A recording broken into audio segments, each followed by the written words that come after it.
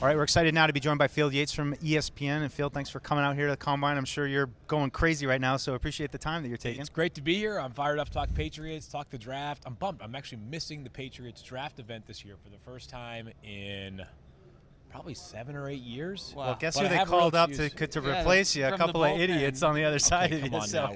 Well, my lesson learned was don't move on the well. I guess the event I think is late March, but I'm early April. I'm moving, so it's just kind of a perfect storm of circumstances that made it a little bit more difficult this year than the past 7 or 8 that I've been doing it. I hate to miss it because it's one of my favorite events of the year. Well, we'll have to fill your big shoes. No, come on. You have to give me some pointers.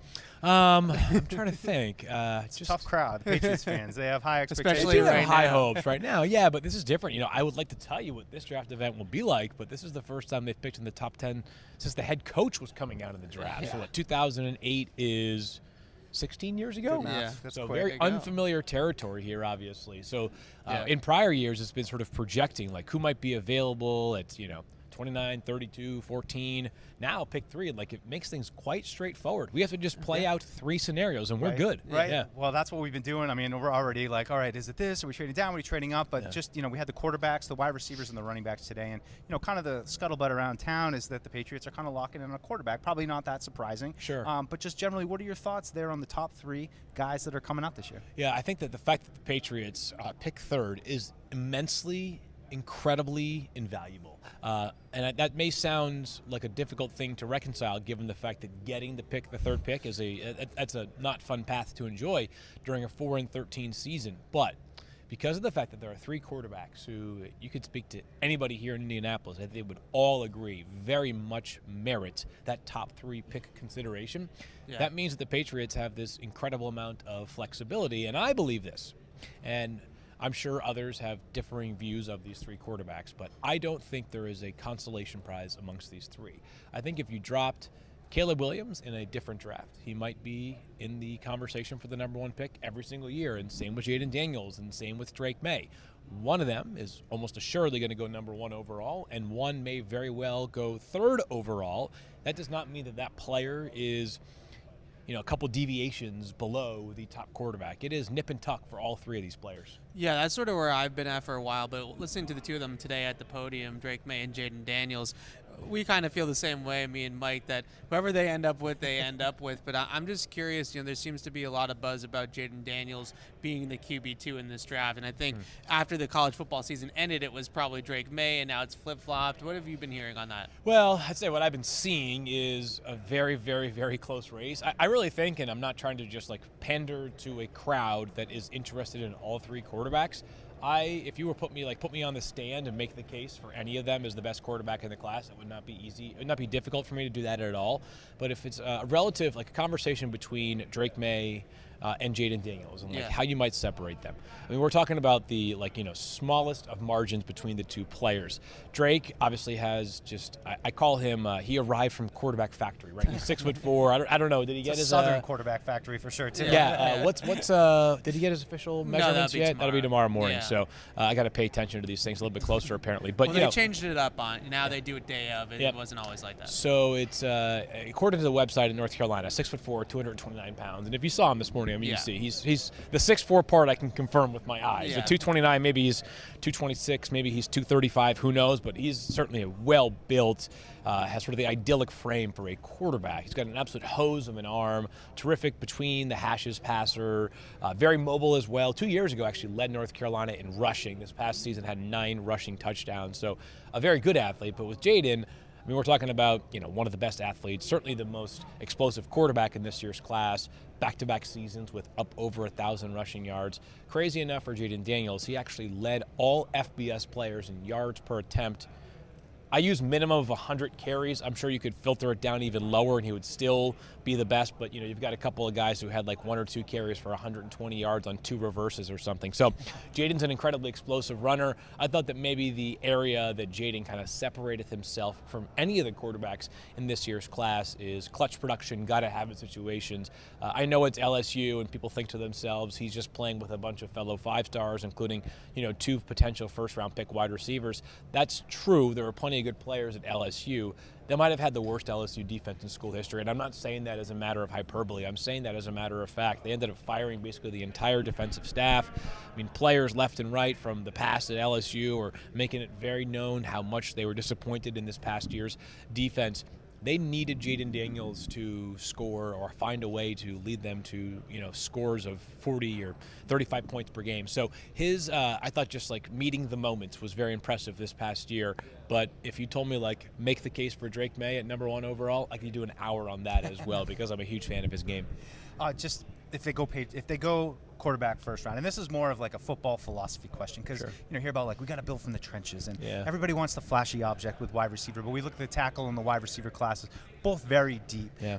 But it seems like the tackles are going to go quick. They will. When you get down to that early second round, how do you feel about tackle versus wide receiver? The Patriots need to rebuild their offense, but just philosophically, how important? I mean, they need 2 tackles, really. I mean, at this point, we'll get into free agency in a second. Sure. But philosophically, how do you feel about that decision right at the second round? Yeah, I think it's going to be like it's the beauty for the Patriots, and I'm not saying this again to pander to a Patriots audience, but you can in a little bit. It's all right. No, I'm not. I mean this sincerely is the 2 deepest positions, arguably in this year's draft, are offensive tackle and wide receiver. Wide receiver is definitely the deepest. I think there's a feeling, and I feel this way myself, that like the offensive tackle depth eventually drops off, whereas there's going to be guys, middle, even late day 3 that are pretty good wide receivers are going to have a chance to make a roster and make an impact early on in their career. So if you're the Patriots, you kind of play this out for 3 rounds, so to speak. If 3, 34, and 67. Was it 68? Yeah, 68, right? Yep. You could very, very easily check off each of those 3 boxes, and you would do so not because you're forcing the issue with the need, but because it fits with the value, right? There's going to be top of the second round offensive tackles that I think can play. There's going to be top of the third round wide receivers that I know can play. So the Patriots could go quarterback at 3, and I know that I reject the argument that you shouldn't be taking a quarterback because the rest of the roster is not ready.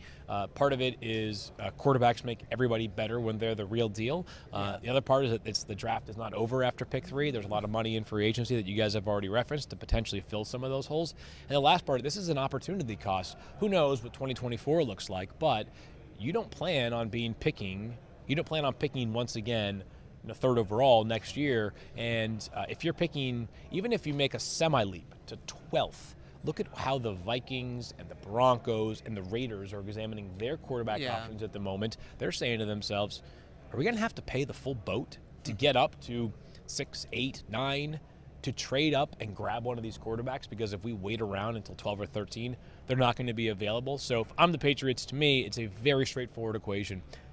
Whichever of these 3 quarterbacks is sitting there waiting for us at pick 3, we have to do everything in our power to build the offense around his skill set, because each of these 3 are very different, and also we need to surround that player with as many resources as we possibly can. Yeah, I want to take you to free agency for a second, though, because we've been talking a lot about obviously those 3 spots, quarterback, receiver, tackle. Gerard Mayo made it easy for us. He just told us that those are the biggest needs on the team. Yeah. But free agency to me I don't see as particularly strong at those 3 spots. So what do you see the Patriots doing in free agency, and how do you see them kind of spending all this cap space? Well, I think you always start with the guys that are your own, right? And I know that Elliott Wolf talked about both Mike Onwenu and also Kyle Duggar as 2 of the guys that they really want to keep around, and it would be good for the obvious reasons. They're both good players. It would be good for draft retention, which is an important tenet of good sustained success, or getting back on the track for sustained success. And the best money is usually the money that you know where it's going towards. And both of those players have a pretty obvious skill set. You also know that if there are like areas of concern, you know them, right? Whereas if you're paying a guy that you haven't had some exposure to in the past, I don't know that you have nearly the same amount of comfort with the potential warts that player might have. So I always start with the guys that are in-house, and there are certainly other notable, Hunter Henry amongst them, and just guys that have made, Zeke Elliott, who have made meaningful contributions. But those 2 feel like the top of the list for me.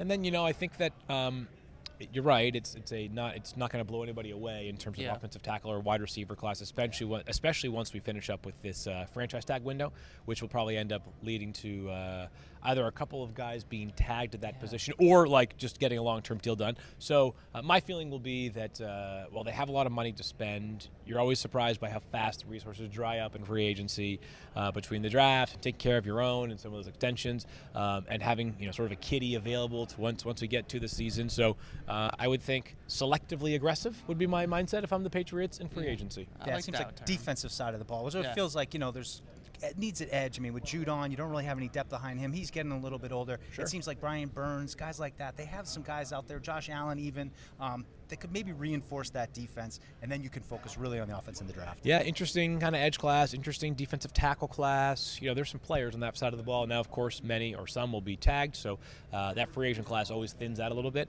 But, we're, 10 days away? Yeah. 10 days it's away quick. from free agency, and it's going to be a wild few days. Yeah, so the salary cap, not to get too into the math here, but No, let's do it. It was a little bit higher than what was projected, about $10 million extra, I think, for every team.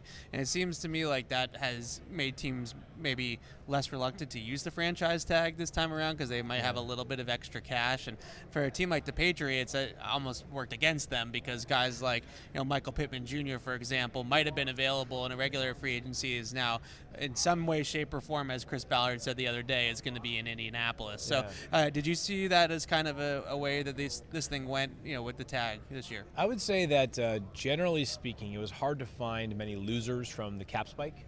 It was mostly winners because I suppose the way that you framed it is both accurate and wise as it pertains to the Patriots. Like maybe there are a few guys that aren't going to be available because the tag is now a little more affordable for their team.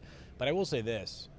It's like 10 or 12 or 13 million bucks more to spend that's going to go towards somebody eventually. And, the hope is that sooner rather than later, you're already planning for what the next wave of in-house free agents are going to cost, extension candidates, right? So beyond some of the guys that we've talked about, maybe part of the puzzle is a Christian Barmore extension, right? That's what we've been pounding the table for. Yeah, who obviously has emerged as one of their best defensive players, one of their best players, period, right? Yeah. And it's not, there's no rule that says you have to extend a player, but doing the dance of potential free agency just makes things more complicated. It certainly opens the door for those guys to go test the market if they'd so choose. But yeah, so for the Patriots, as we know, you don't have to use all the cap space. But yeah, they are. I am no Miguel Benson, aka Pat's Cap. Shout out Pat's Cap. All right, we love Miguel. He's the best. But I think his number. I think I saw. I don't know. I have to check more recently. Like $87 million. Bucks. It's a lot. Yeah, it's nice. It's. Feel like I think that's like what my wife's mindset is when she goes to the mall. I'm equipped with all the resources. Right. Not actually, but Just putting those Amazon.com orders in every day. Come on now. Packages at the door all the time.